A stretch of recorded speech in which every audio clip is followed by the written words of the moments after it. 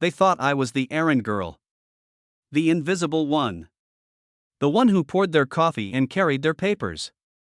What they didn't know, what they never even imagined, was that I was recording every lie, memorizing every number, and building a noose out of their own secrets. And today, I pulled it tight when I walked into the boardroom of Ashcroft Global. The sound of my heels echoed like gunshots. Not a single head turned.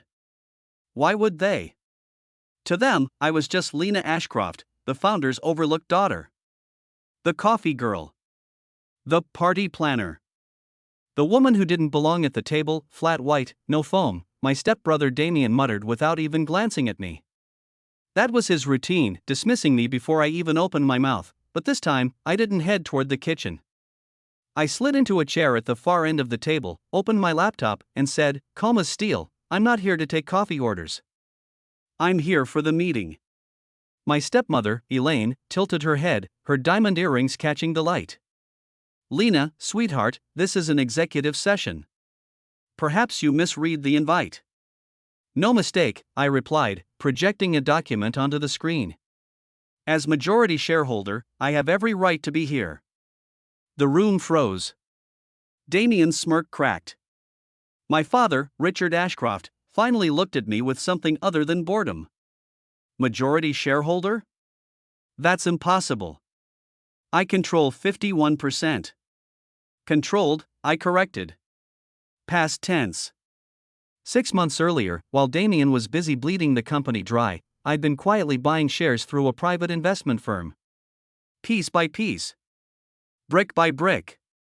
And as of last week, I own 62% of Ashcroft Global. The room erupted. Phones buzzed. Family chat groups lit up like wildfire. Tell me this is a mistake. Where did she even get the money? Does your father know about this?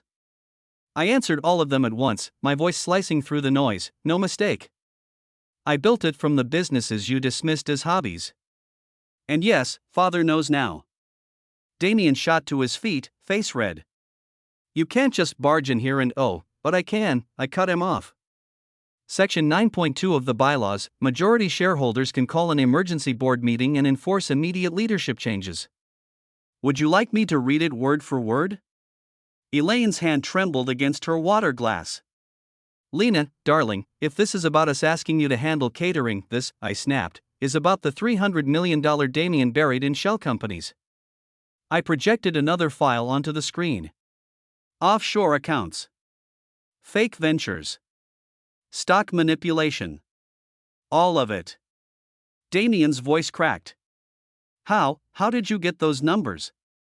I smiled coldly. Amazing what you overhear when people think you're invisible.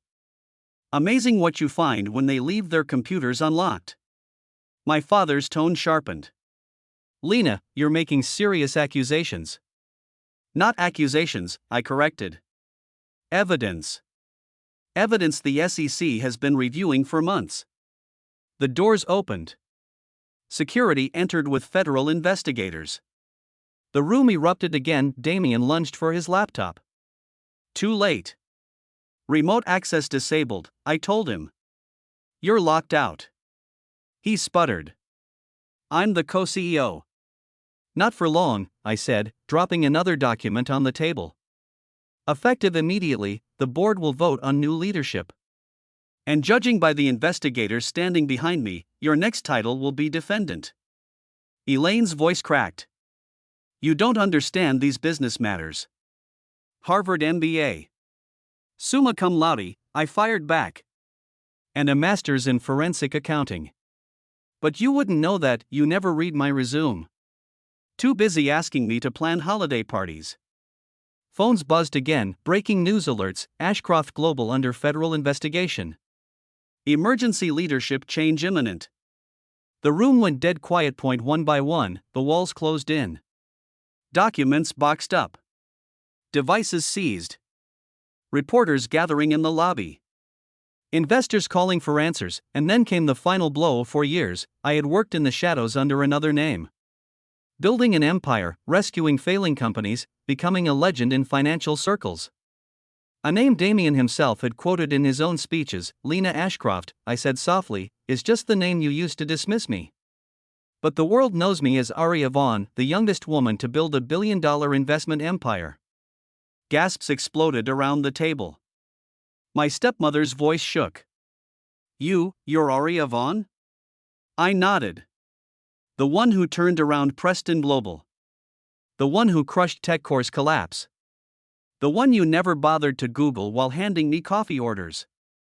Security seized Damien's briefcase.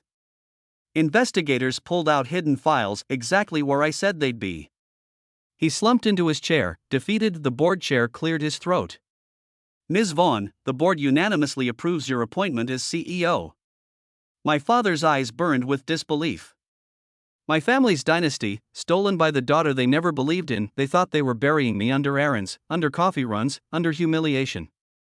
But while they laughed, I was memorizing every detail. Every whisper. Every flaw in their armor, and when the moment came, I didn't just step into the boardroom. I burned it down and rebuilt it in my name. Funny thing about coffee, people think it makes you small, invisible. But me?